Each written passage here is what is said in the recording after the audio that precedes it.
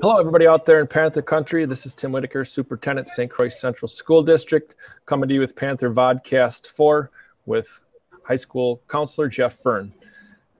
Before we get started, just want to remind everybody, if you want updates when new videos are released, please subscribe to my channel here. You should be able to do that below here in YouTube. All right, let's get started. We've got a lot to cover. And without further ado, I'd like to introduce high school counselor Jeff Fern. Welcome to the vodcast, Jeff. Thanks, Tim.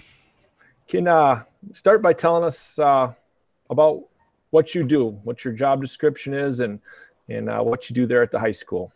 Yeah, Tim.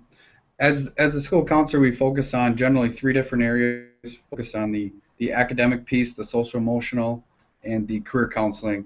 I joke around with people. I say that generally I run around like a chicken with my head cut off most days, but generally focusing on those three different areas. It could be, you could be coordinating the ACT one day. You could be doing some suicide prevention. Could be doing a junior meeting. Could be coordinating the senior awards night. There's a lot of different things we do, but ultimately, when it comes down to it, we're advocates for students, and that's really what we focus on in the counseling department. And again, it's mostly with that academic, social, emotional, and career counseling. So it sounds like you're kind of the glue that holds everything together. Yeah. Over there. Yeah. I mean, I would say we need to know a little bit of everything around here. We get a lot of questions, and sometimes we're not an expertise in every area, but we try to find the information when people contact us. So, yep, got to know a little bit of everything in the counseling department. So, to tell our viewers a little bit about your background and experience. Yeah, actually, I went to Minnesota State Mankato for 4 years, studied physical education there, student taught K through 12, and I knew getting a physical education job was going to be tough right out of college, and honestly, I knew I wanted to be a school counselor, so I decided to go to UW Stout, earn my master's degree there in school counseling, did a couple internships. One was actually at St. Croix Central here, and then I also did one at Eau Claire Memorial High School. In addition, I did a K through 8 experience at Elk Mound Middle School and Elementary, and long story short, I graduated in May of 2014, and a job came open, and I applied for it, and here I am. So happy to be on board. This is my third year. Yeah, I'd forgotten about your internship here. As you said that, I remember seeing in the hallways at the elementary school a few times my first year on the job, and I can relate to the passion for physical education, because that was what my undergrad and my teaching was in physical education too. So I certainly can relate, and then obviously it's something you came by naturally with your dad being a physical education teacher here for many years. Yep, absolutely. I actually was his assistant in high school, and not going to say I worked too hard in that class, but it did expose me a little bit to the phy ed department. I really liked the physical education experience, but I liked the idea of working with kids in a smaller setting and working with sometimes a different population, sometimes kids who are dealing with difficult situations. And like we've all had, I've had some life experiences that have impacted me, and I try to use that to my benefit as I work through kids, working through some of these issues that kids deal with these days. So, yep, I think it was a great choice. I would have loved to go the physical education route, but I thought long-term school counseling was a better fit. Yeah, well, I'm glad you made that choice. I'm glad you're at St. Croix Central. So I always like to ask guests about their family, because I believe family first. So tell me about your family, Jeff. Yep. I come from a family of 5. My dad, like you mentioned before, was a phy ed teacher here and coach at St. Croix Central. My mom's a dental receptionist with Purdy Dentistry out of Baldwin and Hudson. And I have a twin brother who's ironically a school counselor also. It's kind of awkward. We were competing for the same jobs when we both got out of college, but he's a school counselor at Menominee High School, and then I have a older brother, Nate. He sells water in the city, so he also was a phy ed teacher at one point for 5 years. So sooner or later, we can all at some point relate to education. We have a few conversations about it, I guess, when we're out of school, but no, yeah, that's kind of the family background. Like I said, a lot of interest and experience in education. And I don't know, it's just kind of been a natural fit for us. I didn't know Nate also was a FIAD teacher. You Yeah, said? yeah, absolutely. He taught FIAD in Las Vegas at a charter school right out of college. Graduated from college, had a human development and family studies degree, and didn't really know what he was going to do with that. Knew somebody, offered him a job out there, and taught elementary FIAD in Las Vegas for 5 years. So significant, different experience in terms of his population that he was dealing with and what I deal with here. But Yeah. um, he's back in Minnesota. He's happy to be back, and we're happy to have him closer to home. What was Jared's undergrad degree in? His undergrad degree was also human development and family studies. Again, one of those degrees. It's almost one of those bachelor degrees that you almost have to go on to get your master's in order to obtain a long-lasting career, I should say. But he kind of knew he was going to go the school counseling route too. Just was looking for an undergrad there at Stout, and that seemed to fit. There was numerous school counselors that studied that human development and family studies. And I know I've shared this with you before, but you know, your dad is one of the reasons I'm here at St. Croix Central. I got to know your dad when he was coaching basketball, and I was a basketball official. And I would get assigned games down here, and my experience was always very positive for a number of reasons. But your dad was one of those positive experiences. I had a lot of respect, loved working for him because he was always classy. You know, he'd win or lose. I felt treated well, and I really admired the way he coached. Obviously, as an official, I get to see how coaches interact with kids and how their players play, and it's obvious, you know, the teams that he coached, they played the ball hard, they played to the final buzzer, and they played basketball the right way. And it was the same. Shannon Donnelly was the girls' coach at that time, and I got to, you know, experience the same thing, but just from the beautiful facilities to the great experience, good sportsmanship with the fans, and of course the coaches. Yeah. And then your mom Jody, what a sweetheart. She often stops by the district office and brings us goodies. She's always baking goodies. So I got to know Jody pretty well too. She's a sweetheart. Yep, mom's always in the kitchen. That's where she spends most of her time when she's not working. So I can say I lost a few pounds when I moved out of the house because those home cooked meals get to you. But yeah. And honestly, Tim, with the officiating and whatnot, with my dad, he actually officiated 15 years, I believe, before he became a coach, and I think that really helped him as far as even, you know, coaching his players, but how he treated officials and other coaches, and it was a pretty unique experience. I don't think I really appreciated it at the time playing for him in basketball and baseball, but looking back, I'm really glad that I did have that experience with him. It was a once in a lifetime ordeal, just like you know, Mindy and Abby have right now. It's pretty cool and pretty unique. Absolutely. Sometimes, sometimes we know coaches are often hardest on their kids. Yes. But that's okay. You know, that nobody ever died from perspiration or hard work or being challenged. All right. So this is the start of your third year, correct? So how's it been going so far? What's your impression of your first 3 years at Central? Yeah. As a counselor, as a staffer.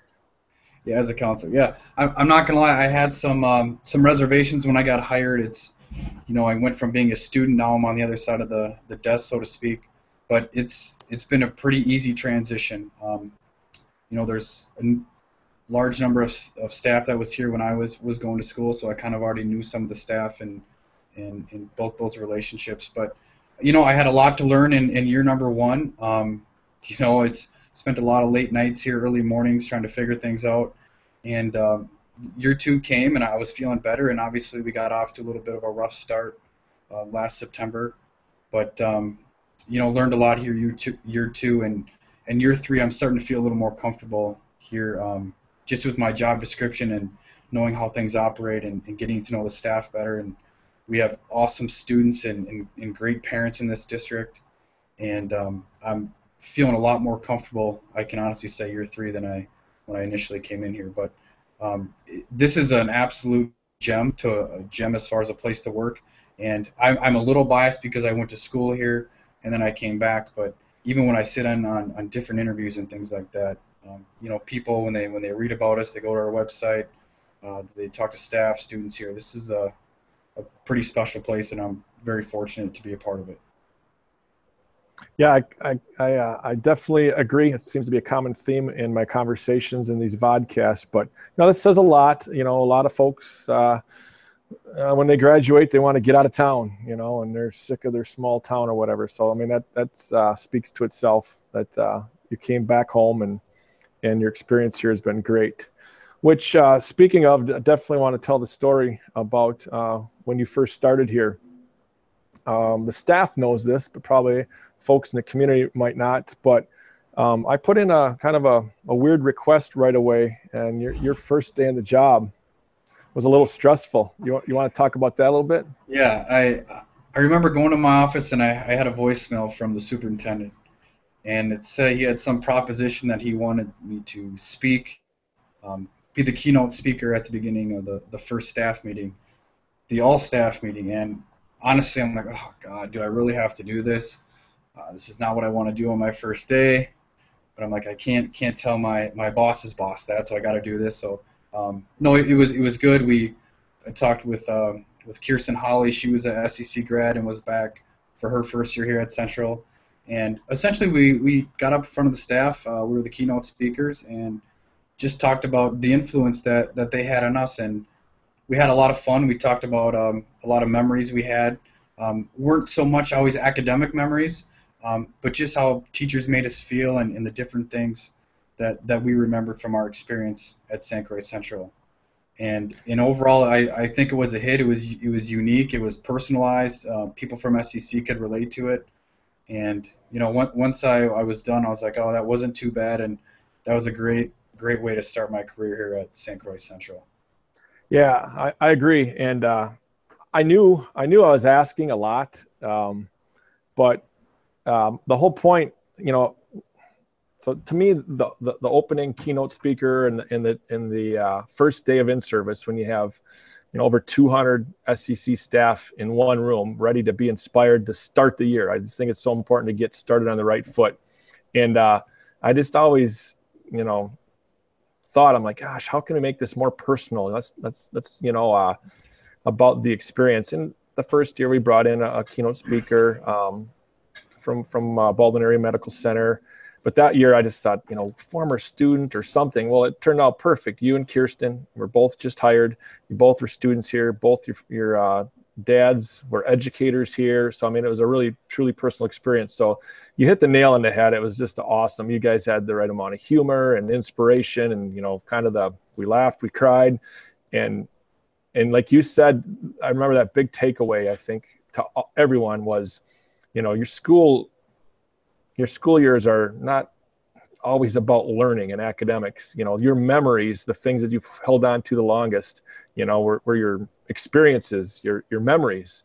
And sometimes it involved getting in a little mischief or whatever. But, you remembered that, and you remembered how you were treated. Kind of like that saying, long after you forget the source of your disagreement, you're going to remember how you were treated. Kind of that same thing.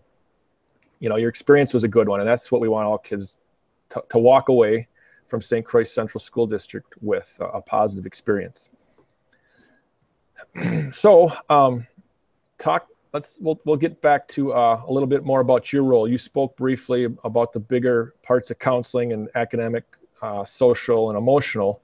Can you maybe expand on that a little more and tell the listeners, how do you view your role as the counselor at SCC High School?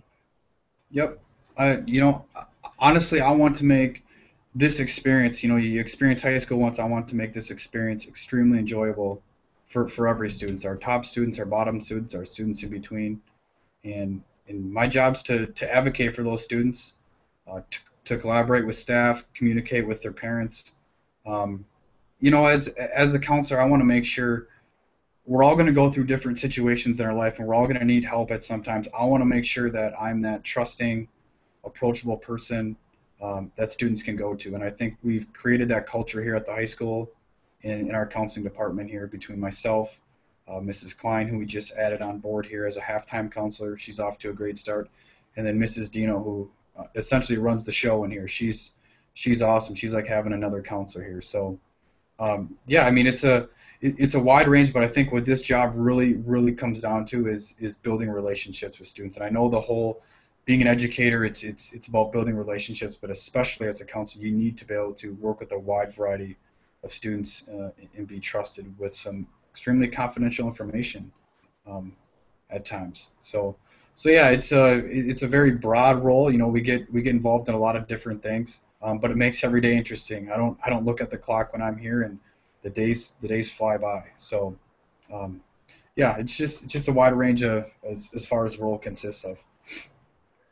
So you'd mentioned last year was a really tough year, and I know all our listeners, I'm sure, are well aware of that. We can talk a little bit about mental health, but one thing from my perspective as a superintendent, I'm involved in a lot of meetings countywide and statewide, and in our county and in our state. So I've spoken, like I said, with a lot of different legislators and or other leaders around the state. And mental health has been identified as the #1 need in both our county and statewide. So to hear, you know, we knew it was an issue, but to kind of hear that over and over on many different levels just kind of created a greater awareness. And we're always looking to, you know, what can we do better to meet the needs of our students and be a stronger organization. And so I was really happy and pleased with your idea on the Mental Health Week, and then even more so on the execution. And so really like you to talk more about Mental Health Week, kind of how it started and in the process and how it ended up. Yep.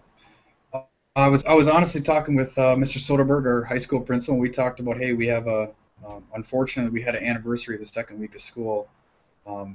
Then we were talking about how are we going to handle that, and we thought, well, let's have a week where we talk about mental health, suicide prevention.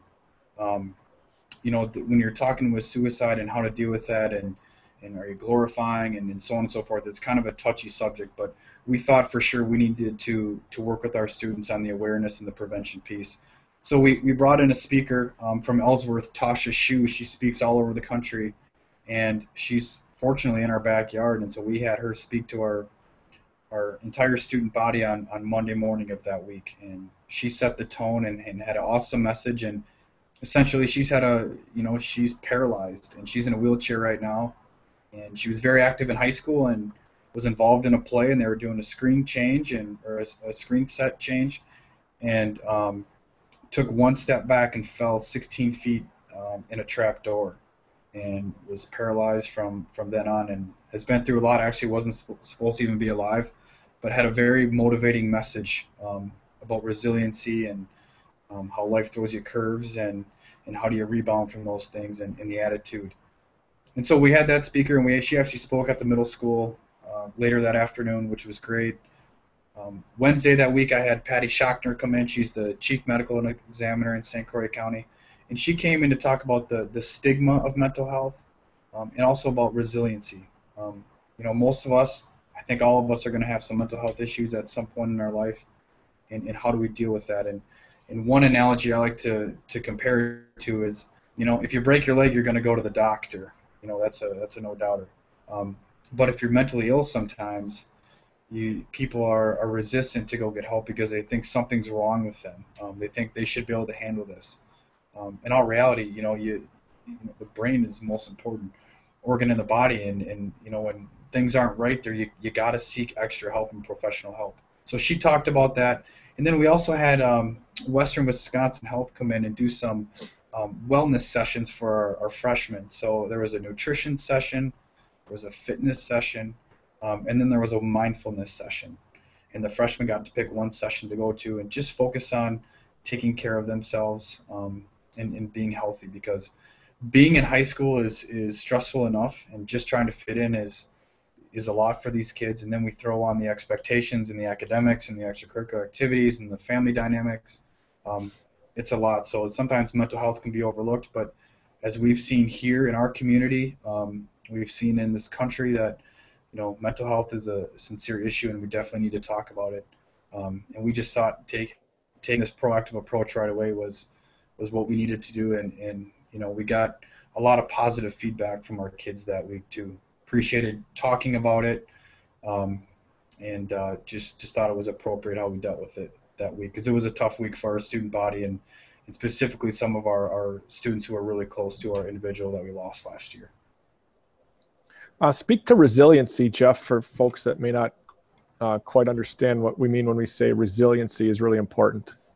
Yeah, I mean, you know, essentially, things are going to happen in your life at times, and people are going to say mean things to you, and there's going to be some things that you don't have any control over, and you know, there's not always a great solution, or you're not always going to be able to go talk to somebody and things are going to change.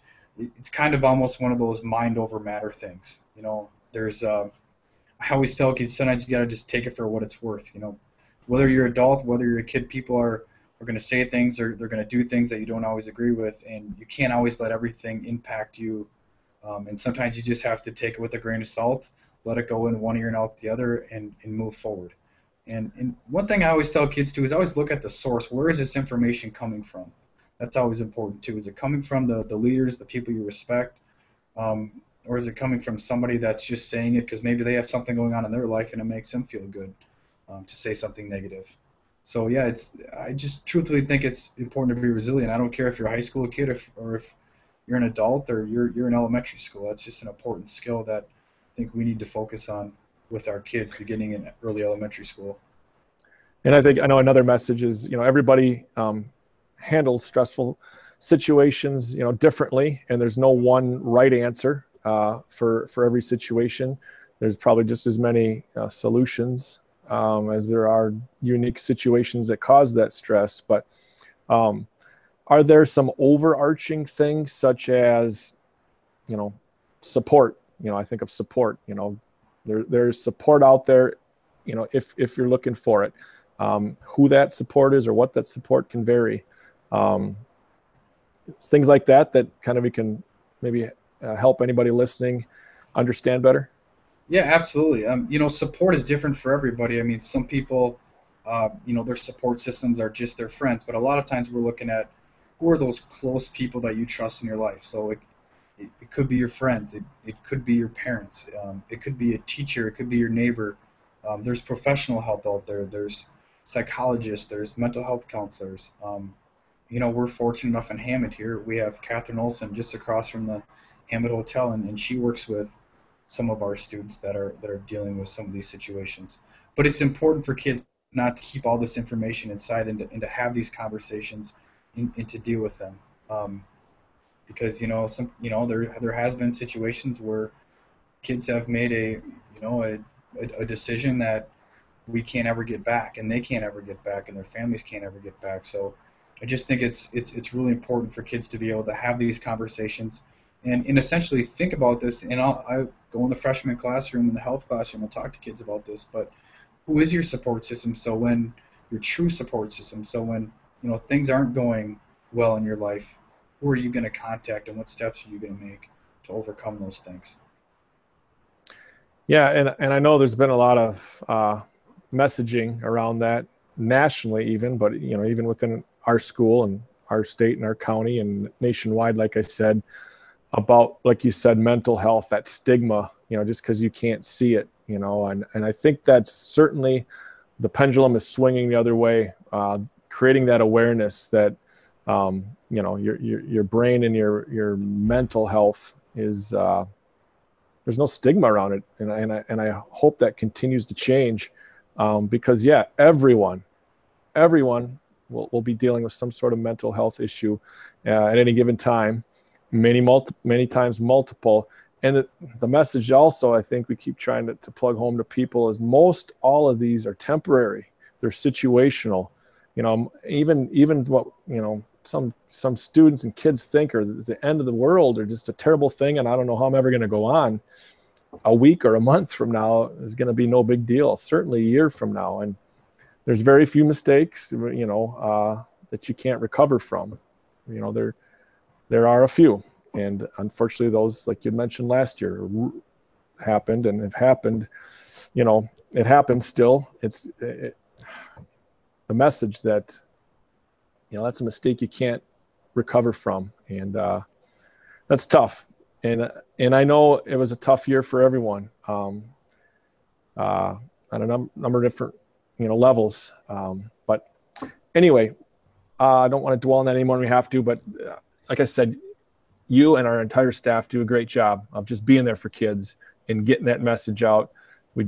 Some things are formal, some are informal, but they're all good. And like I said, they talk about if every student has at least one adult that they feel cares about them, they're going to be supported. And again, whether it's, we know that there's more than one, but sometimes the kids don't perceive that, and perception is reality. But they need to know that at least one caring adult, is in their life. Really important. So generally speaking, what has been going well so far, either, as your tenure the last 3 years or just this year? What's been going well? You've mentioned some, but are there some other things you want to speak to? Yeah, Tim, I mean, I would say I'm just really, really impressed with our student body. I think our student body is absolutely phenomenal. They achieve at a very high level, but ultimately it's their character and their involvement here at St. Croix Central. You go to any extracurricular events and they're dressed up and sometimes they look like idiots and they're having a great time, but they're being kids and they're making positive choices. So honestly, I've been really, really, really impressed with our students and how much pressure is on them and how high they achieve, but yet how much fun they have here, in an appropriate way here at school and after school. I also have been very impressed with how resilient the students have been. Some of these students have experienced a lot already at this point in their life, and we had a conversation this year, one of our first meetings with the entire student body, and we talked about how we're literally just one big family here. There's 415 of us, and we're one big family. We don't have to like each other, but we all have to look out for each other. And it's amazing as the counselor here, the information that I get from kids looking out for their peers and their close friends, and I know some of the things we're doing at the younger levels, Alyssa's doing at the elementary school and the staff, and Kat and Mr. Jardine at the middle school and their staff. That stuff is paying off. And I'm talking about this question, persuade, refer. It's a suicide prevention tactic, but kids use it also in other areas in their life when they're concerned about their peers. I've been very, very impressed by our student body with their communication and how they've looked out for one another. And it could be, they're emailing me at 11 o'clock at night on a Saturday. It could be right after school. It could be in the middle of class. But these kids are vocal, and I like the direction that we're moving in as far as how we're looking out for our peers. And ultimately, I think we're ultimately saving lives. You can't really put a number on that, but it's been pretty cool to see the kids, look out for one another and have each other's backs. Yeah, it's a pretty good job when you're saving lives, right? Yeah. And Right. you're a part of it, like you said, even if you might not be doing it directly, you've put programs in place that are doing that. And Mr. Soderberg and I talked about this extensively, about how awesome our kids are, and how, and you made a good point, staff can't always, be there, but kids talk to kids a lot more. And for them to be there for each other, it's just one big family. That you hit the nail on the head there. So, on the flip side, what have been some challenges so far? Yep. I was pretty fortunate, to grow up in this area. I knew a lot about the community. I knew a lot about the staff, about the building. So that was a fairly easy transition. But I think a challenge for me has been, we've talked a lot about mental health, but trying to provide services for students with mental health situations in the school here. I'm a school counselor. I'm not a mental health counselor. St. Croix Central High School is a public school. We're not a like a hospital, a clinic by any means, but so it's been hard to, at times we've struggled a little bit, I think, trying to provide some of those services here. Sometimes I feel helpless. Again, we're providing those services to their parents, making contacts, giving them options where they can service their students, their children. But that's been one difficult piece, and I've always talked about, at some point it'd be nice to be able to get a mental health counselor to come into the school and be able to provide services to kids, because sometimes some of our students aren't able to receive those services simply because of transportation issues after school. Um, Sometimes if it doesn't happen during the school day, it might not happen at all. I know there's a lot of busy schedules out there, and parents are going here or there, but that has been a challenge for me. Quite frankly, it has been just at times feeling helpless, like I don't have the time or the skills or the education or the background to truly help a kid who has a serious mental health illness. And I know we've had discussions on that. Something that we will continue to keep talking about more is getting that outside help, just like you said, in school. So it's convenient for our students. And just to give you an example, Tim, this year I was working with a student, and we actually had an outside counselor come in just to kind of do a meet and greet with the student, and that was awesome because it kind of built that relationship for those two, and now that individual has started some outside counseling. So I mean, I'm a firm believer if we wouldn't have been able to have that meet and greet conversation and sit down with that mental health therapist, I don't know if that student would be receiving that treatment right now, and it's necessarily that student is. St. Croix Central certainly has community support too. One thing I'd like to talk about is the Red Shovel fundraising drive that a couple of our local churches did. You want to speak to that about the money that they raised and what we're allocating those funds for? Yeah, absolutely. The Red Shovel is the Lutheran Church in Hammond and the Lutheran Church in Roberts have a competition every year, and they raise money, and they donate it to an organization or someplace that they'd like to see that money go to. And we were fortunate enough last year they raised $16,000 and allocated that to St. Croix Central and suicide prevention and mental health. And so, we've had a number of conversations how we're planning on utilizing those funds. We did utilize some of that money to bring Tasha Shu in, the speaker, and now we're kind of looking at a suicide prevention, mental health curriculum.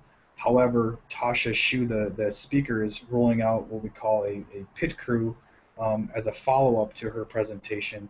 And the pit crew is ultimately, it's like a NASCAR. The pit crew is kind of the support for the driver. The pit crew would be like the support in the building here, and students would have like a club and organization and do different things to provide awareness and provide help for other students. And so we're looking at being a pilot school for this pit crew program, and currently working with Tasha Shu and then another mental health counselor that works at UW Stout. So there's not necessarily a correct recipe, so to speak, as far as how to deal with this and how to use those funds. But I think we're off to a good start by what Tasha did in September, and then also following up with this pit crew, because I think we've all been a part of seeing speeches or speakers and different messages and keynote speakers, but I think it's very helpful, especially for kids, to have some follow-up throughout the year to reiterate that message that was sent early on. So yeah, I mean, I wish I could give you a definitive answer how we're exactly going to use that, but I think also we might look at certain situations, helping kids get some of that mental health assistance if they can't financially afford it too, if it's necessary there too. So what are some other things that you've introduced or focused on as school counselor? Well, I talked about the pit crew. Testing is a big thing at the high school level. I know it's not their favorite thing to do, but the ACT, now all students have to take that ACT, so we give the ACT, but we also give an Aspire test for freshmen and sophomores, and have really spent a lot of time with students, interpreting their scores, talking with the staff and how we can prepare students for the ACT, that ACT Aspire. That's very important. I don't think every kid absolutely has to go to college, but a lot of our students are really undecided, and I want all students to have that opportunity if they decide to. So a big part of going to college is that ACT. So that's something that I've definitely taken very serious here at the high school. I would also say, Tim, Mrs. Dino and myself and now Mrs. Klein, we really focus on individualizing students' academic plans. So like their schedules. Not every student has a traditional, they go to 7 classes a day. We have students doing independent studies. We have students on work experience. We have students that go to a college to take a class. We have over 100 students taking an online class. We have students, we have a student at a welding academy at Richmond. So we have a lot of different opportunities for kids, and I'm sure I'm forgetting a few here. But I think that's very important to not, every student is different, and we need to individualize those plans. And we take that pretty serious when kids come down here for. It's not just a schedule change to us. It's a big deal for the kids too, because they're here 175 days a year and 7 hours a day, and we want to make sure what we're doing for them is beneficial. So obviously, like you mentioned, choice and in their academic career pathway is really important. What are some other cornerstones of success for a high school student? I would say, without a doubt, being involved in some capacity here at the high school, whether it's in a club, an organization, could be an athletic team. Any time you're involved and you feel connected, whether you're a student or you're a staff, or we'll talk about employee engagement at times as a staff here, I think you're going to perform at a higher level, and it's going to be a more enjoyable experience. So I work really hard, especially with those students who are struggling to find their niche, find something that they're involved in. We also have a lot of community education opportunities that Paulette Anderson works with some of our kids with that too. So I think it's very important to get involved. The other thing too, with these high expectations academically, these kids achieving at a high level, involved in extracurricular events, I really think it's important for our kids to find a true balance in their life. I'll get parents that'll come in and truly just want to challenge their kids academically, but we like to look at their schedules and make sure that they can handle that, and part of that is their own mental health. And I think as professionals, we need to look at ourselves too at times and make sure we're finding a balance in our lives too. So I would say involvement, balance, and then the other thing is for kids to understand why they're in school and why this is important. And it's not just you come to school because you're mandated to. It's you're coming to school to set up your future and ultimately have options when you leave St. Croix Central. And I can honestly say most students have, I shouldn't say most, but there's a high percentage of the population of students that really don't know what they want to do after high school. And so once they figure that out, I want them to be able to have that opportunity so that they've taken school seriously, they set themselves up for different opportunities and success after high school. So I think it's important with the involvement, the balance, and then understanding why they're here and the importance of that. Yeah, totally understand. I mean, I look at my own example, and yeah, I had no idea I was going to be a school superintendent, at graduation. I went to college. I started math and engineering, and eventually switched to physical education. Figured out what my passion was at the time, but I always was kind of driven towards leadership, and just ended up there. But yeah, the whole point of my story is my educational foundation kept my doors open, and that's what we're trying to do for our students here, starting in 4K when they're 4 years old. And then a gradual transition in their learning pathway to, our job's pretty easy. All we got to do is prepare every kid for every job in the world, right?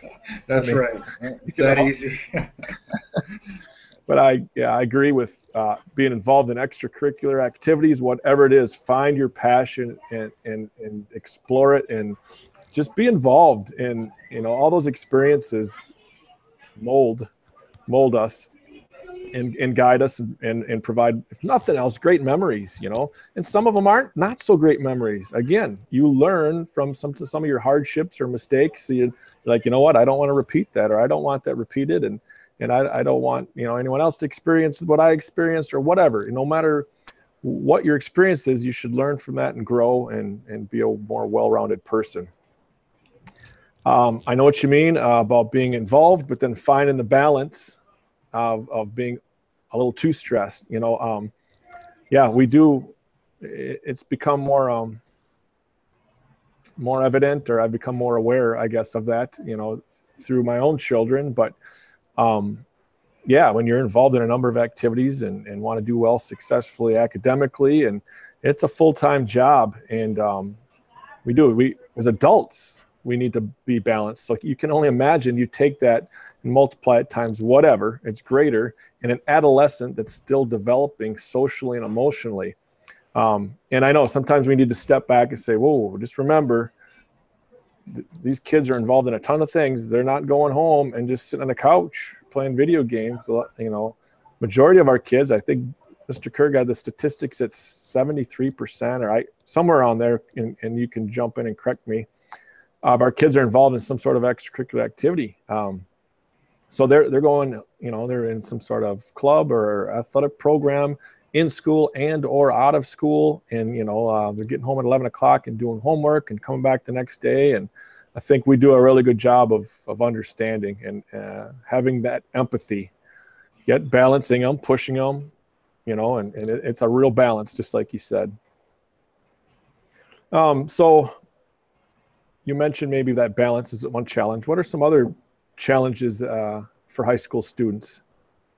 Yeah, I think for some of our students, living up to the high expectations can be overwhelming at times, whether it's their own expectations, whether it's perceived as family expectations or brothers and sisters. I think, I work with a number of students who are trying to live up to those, ultimate high expectations. And sometimes they need to take a step back and give themselves credit for where they're at and what they're doing. And they're doing a lot of great things, but a lot of our students are wired, they're just never satisfied, and they're always trying to get better. And I'm not saying that's a bad thing, but sometimes you got to take a step back and really realize what you're doing and the things you're accomplishing. The other thing is for a lot of our high school students is the time management and the organization. It can be a struggle at times, but a lot of it's just due to their schedules. And a lot of our kids get here about 7:45 in the morning, and they're involved in extracurricular events, and they don't get home until 10:30 at night after they're at an away game or at a concert or drama event or forensics or whatever it is. So finding that balance, I know can be tough, and they're forced to really utilize their time wisely at school and use their study halls, and that's a skill that they definitely have an opportunity to develop when they're here. The other thing I think too is a challenge is just for kids to be kids and have that downtime and to go out and do their thing and not have expectations and not have an agenda and just go out and do what they do. So, and we're trying to incorporate that a little more at the high school here. Not always be business all the time. Make sure we have times where we're really recognizing kids for positive things, and then just having some fun. Homecoming's a great time of the year, and it's so fun to see the kids get involved, and it's pretty special. And we were watching the male volleyball last week, Mr. Soderberg and myself, and he's like, why don't we do this more often? And I kind of looked at him like, I know, this is pretty sweet. It was, it was pretty intense. I was like, we were at the state, girls volleyball championships there in the gym, the Thomas Semp Gymnasium, and it's male volleyball, and it's the juniors and seniors. But no, I think that's something that we're going to focus on too, is allowing these kids to be kids and get back to having some just good old fun sometimes. So you'd mentioned time management and the balance between high expectations and just being a kid. What other advice have you given to students? Yeah, a lot of advice that I tell students that come to my office. A lot of times they're trying to control things that they have no control over. It could be mom and dad are going through a divorce. It could be that their boyfriend or girlfriend or significant other broke up with them. It could be that it snows here for 4 months out of the year. It could be a number of things, but sometimes our kids are focusing on things that they can't control, and I try to remind them, you have control over your academics and you have control over how you treat people.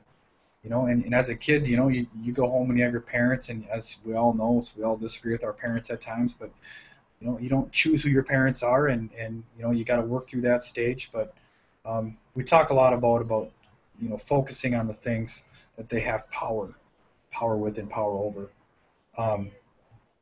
The other thing is I talk to kids a lot about is, and I kind of alluded to this earlier, but is setting themselves up for opportunity after high school. Again, A lot of our kids really are undecided. It's just, I'm 27 years old, and I wish I could tell you that I knew what I would be doing 30 years from now. You don't really know, and opportunities come up. But I really focus with kids about preparing themselves for whenever they have that light bulb moment and they realize what they want to pursue, that those doors are open for them, and they haven't, you know, they're freshman, sophomore, and junior. They thought, you know what, I don't really want to go to college, and then they realize they're senior. You know what, WITC has an awesome one-year welding program, and I really want to pursue that. I want to make sure that they're set up for those opportunities. So, we talk about opportunities and we talk about control quite a bit. When they're in my office and we're having those discussions. Yeah, in my conversations with whether it's an adult or a student, I often say that, our current situation is a result of a series of decisions we've made. And sometimes that's over a lifetime of over years, or maybe it's a particular incident we might be talking about. You can just hit rewind and take it back a few steps. What decisions got you there, whether it's positive or negative? You made a bunch of good decisions that didn't burn bridges, kept doors open, that got you to a positive situation, or you made a decision or two or three or 10 negative ones that got you into a negative situation. So, my advice always is, you can get, more bees or more flies with honey than vinegar. Rule, always, if you can, be nice until it's time not to be nice, like Patrick Swayze said in Roadhouse. Be nice, treat people with respect, don't burn bridges, and generally good things happen. That's where the old phrase, good things, generally happen to good people. Well, that's why. It's just not because the universe is against me or for me. It's because you made a bunch of good decisions that you're usually, in a good situation. And then on the flip side, like you said, it just, one or two bad decisions isn't going to kill you and slam a lot of doors. You have those conversations probably daily about, hey, you made a bad decision, learn from it, let's move on. What about advice to parents? What advice, or is it a lot of the same? Yeah, I mean, a lot of it's the same. One thing I like to see parents encourage their son or daughter to do is really advocate for themselves. And it's easy to. I'll just give you an example, Tim. If a kid is unhappy with their schedule, I think it's important for the kid to come down to my office, kind of initiate that conversation and work through that, because there's going to be. Why is that, Jeff? Well, ultimately it's their education, and it's not their parents' education. But I ultimately think that down the road, when they move out of mom and dad's house, off to bigger and better things, they're going to have to deal with those situations. You mean you're preparing them? I'm doing my best over here at the high school to prepare them. You could call it that. But and it could be, and I understand there's time and place where parents need to intervene and contact us first, and absolutely. But I think it's really cool when kids can come in and initiate conversations, and I think that's kind of a leadership skill too. And absolutely. In something that it's okay to be unhappy with the situation, but come in here and we'll have a conversation, and use the correct tone of voice, and as you said before, good things generally happen to good people, and there's a way to go about that process. But yeah, I can't knock on our parents. We have great parents. This is a great place to be an educator, just simply because of the great kids and the great parents. And again, I always encourage parents, really encourage your kids to get involved in. It's really hard if a student isn't involved by the high school level, so I really encourage parents to start that at a young age and just explore with different things and try to find your child's niche, and that will go a long ways. Sometimes by the time they get to us, I'm not going to say it's too late, but it's more difficult to get kids involved. And finally, we got to hold our kids accountable. Unfortunately, I don't have any kids of my own. I say that I have 415 of my own here at the high school, and that's enough for me to take care of. But I'm a firm believer in holding kids accountable. And as the counselor, sometimes we have to have some of those difficult conversations, and I have to sometimes tell kids, what they really don't hear. But I think it's important for kids, teachers and parents to truly hold hold kids accountable. And it's okay to mess up. We have to learn from our mistakes and move forward. We're all going to mess up. I've done it too many times myself, but I try to learn from those experiences. As you talk, I think about some of the kids I went to college with my freshman year, and how it kind of dawned on me they'd been coddled and nurtured and given everything, and they fell flat on their face academically or socially or emotionally. And I just thought, wow, that's because they've never had to do anything for themselves. And so, really, they were given a real disservice for that. So I agree. If, advocate, work through problems, because you're preparing them. Like I said, they're going to have to do that. Communication, that's another thing that's becoming, it's generally speaking, but society with all the electronics and stuff, I fear for another, the next generation that they don't lose those communication skills that are so important. You still are going to have to deal with people no matter what and how advanced technology gets. But yeah, I mean, I struggle with that with my own kids, to communicate, just talk, work it out, and the good kind, of course. I love, avoiding the drama. That's not good communication. But yeah, advocating and working through things and just talking, because when you talk, then the teacher's got a better understanding too of what you're thinking. You can't know what somebody's thinking, but once they start talking, you get a pretty good idea what's going on in their thought processes and where their strengths and where maybe the problems are and whatever they're working on for that educational piece that day. But yeah, I think Tim, that really starts at a young age. And actually, a counselor that I was working under at Eau Claire Memorial, he had a 5-year-old son, and he used to say, when he goes and gets his haircut, he checks himself in. He tells the receptionist that he's there and gives him his name and the phone number, and even little things like he's like, yeah, when we go out to eat, he orders his food from the menu. Just small things like that. But once they get to the high school, they've obtained those skills and are able to be very independent and have those conversations. So I mean, that's a very basic example, but it grows into something much bigger than that. Those basic interpersonal skills can go a long ways. And I agree. I pound that home with my kids all the time. Yes, please. No, thank you. Holding the door open. I mean, those are basic things, and I try to model them every chance I get too. You're going to get a lot farther and if you have those few basic skills, those few interpersonal skills, honesty, trust, all those. Well, we're pretty much near the end. I think that might be a good place to end. Jeff, is there anything, any parting shots you want to add before we sign off? No, I just want to thank the community and the administration, the school board, and the staff here. This has been, it's a dream job. As I mentioned to people before, there's definitely days where I wake up in the morning and I want to hit snooze, but I love my job. I love who I work with. I love the kids, and I hope I'm a positive asset here. And if any of the viewers have any issues that arise in the future, feel free to contact me.